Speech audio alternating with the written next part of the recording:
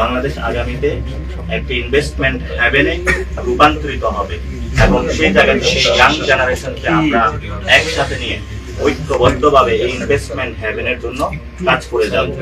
তাদের একটি বড় জায়গাটা ছিল, সেটা হলো পলিসি কন্টিনিউটি। আমরা তাদেরকে আশ্বস্ত করেছি বাংলাদেশে বিভিন্ন দল যখন ক্ষমতায় আসে তখন পলিসিগুলো ব্রেক করে, সেই জায়গা থেকে আমরা তাদেরকে আশ্বস্ত করেছি পলিসি যাতে ব্রেক না হয় স্টেট লেভেলে কাজ করার জন্য আমরা অল পার্টিজ ইকোনমিক একটা কাউন্সিল গঠনের তাদেরকে কথা বলেছি এবং সেটা আমরা সরকারের কাছে প্রস্তাব রাখছি যাতে আমাদের ইকোনমিক কখনোই ব্রেক না হয় এবং ইকোনমিক ফ্লোটা ঠিক থাকে। সেই জন্য সব দল মত নির্বিশেষে সবাই যদি ইকোনমিক একটা চার্টার আমরা করতে পারি ইনভেস্টমেন্ট হ্যাভেন বানানোর জন্য, সেক্ষেত্রে আমরা সরকারের কাছে দাবি জানাচ্ছি। এবং আমাদের বর্তমানে যারা বড় একটা জেনারেশন যাদের নিয়ে গণ অভ্যুত্থানটা হলো, সেটা হলো আনএমপ্লয়মেন্ট জেনারেশন, আমরা তাদেরকে এমপ্লয়মেন্টের আওতায় নিয়ে আনার জন্য নতুন নতুন সেক্টরকে নতুন ভাবে উন্মোচন করেছি এবং তাদেরকে আশ্বস্ত করেছি এবং সেখানে তারা যে বাস্তবতাগুলো দেখিয়েছেন সেগুলো আমরা চিহ্নিত করেছি এবং সেগুলো আমরা নোট নিয়েছি এবং সেখানে আমরা তাদেরকে বলেছি যে আমাদের নতুন করে বাংলাদেশের গত 53 বছরে একটা এগ্রো রিলেটেড বাংলাদেশ ছিল, সেখানে আমরা তাদেরকে এগ্রোটেকে নতুন করে ইনভেস্ট করার জন্য কথা বলেছি। আমরা তাদেরকে বলেছি যে আমাদের এখানে নতুন করে সার্ভিস ওরিয়েন্টেড এবং একটা ওয়ার্ল্ডের ম্যানুফ্যাকচারিং হাব বানানোর জন্য এবং ডাইভার্সিফিকেশন অফ ইকোনমি করার জন্য তারা সেটাতে আশ্বস্ত হয়েছেন এবং তারা কাজ করে দিয়েছে। আমাদের বড় একটা জেনারেশন কিন্তু ফিমেল এবং সেখানে তারা গার্মেন্টসে কাজ করে লো স্যালারিতে। আমরা তাদেরকে বলেছিলাম হাই টেকনোলজি গুলাতে তাদেরকে স্কিল করে নতুন ভাবে নিয়ে আসার জন্য, সেখানেও তারা আমাদের আশ্বস্ত করেছেন এবং একসাথে আমরা কাজ করবো। আশা করি আমাদের সরকারকে আমরা সাধুবাদ জানাচ্ছি এই ধরনের একটি বড় সামিট করার জন্য, বিডাকে ধন্যবাদ জানাচ্ছি এবং আমরা আশা করি সরকার আরো বড় বড় ইনিশিয়েটিভ নিবে এবং বাংলাদেশের জনগণ স্বতঃস্ফূর্তভাবে অংশগ্রহণ করেছে, তাদের কনফিডেন্সটা বিল্ড আপ হয়েছে। আমরা মানুষকে বলবো আশা রাখুন বাংলাদেশ নতুন করে স্বপ্নযাত্রা এগিয়ে যাবে, এনসিপি বাংলাদেশের মানুষের সাথে থাকবে, মানুষের জন্য কাজ করে যাবে।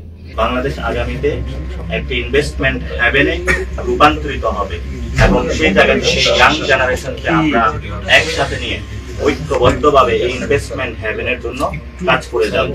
এই যে দশক থেকে আমাদের দুইটি সেক্টরে কিন্তু আমাদের অর্থনৈতিক সীমাবদ্ধতা রয়েছে, একটি হলো আমাদের রেমিটেন্স আসতেছে এখন গার্মেন্টস সেক্টরে রয়েছে, কিন্তু ভবিষ্যতে ডাইভার্সিফিকেশনে গিয়ে কিভাবে একটি ইনভেস্টমেন্ট হ্যাভেনের জায়গায় ম্যানুফ্যাকচারিং হাব তৈরি করতে যায় এবং নতুন নতুন বিশ্বে কিন্তু আমাদের বড় একটি জেনারেশন রয়েছে যাদেরকে আমরা সার্ভিস ওরিয়েন্টেড যে ইন্ডাস্ট্রিগুলো রয়েছে সেগুলোতে আমরা ফোকাস করে কাজ করতে পারি, সেই বিষয়গুলো আমরা তাদেরকে আশ্বস্ত করেছি।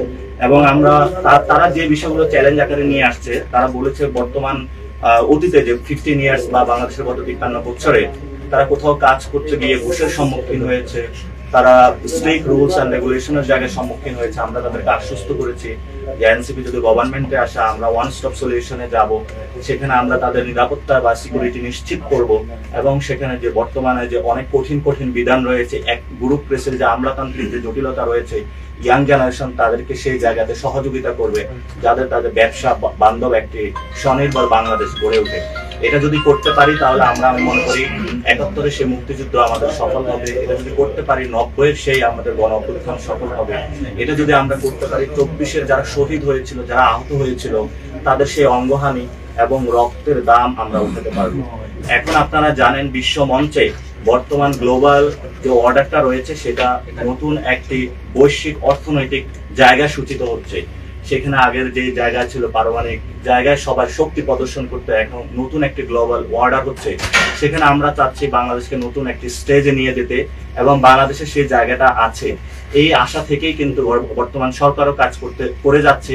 আমরা সরকারের কাছেও কমিটমেন্ট দিয়েছি যে আমরা এই সরকার যতদিন কাজ করবে তাদেরকে সহযোগিতার জায়গায় রাখবো অর্থনৈতিক উন্নয়নের জন্য। কারণ আমরা দেখেছি যারা শহীদদের ডেটা গুলো আমরা দেখেছি অধিকাংশ মানুষ ছিল মার্জিনালাইজড পিপল, যাদের খাবার দাবার এবং বাজার করতে সমস্যা।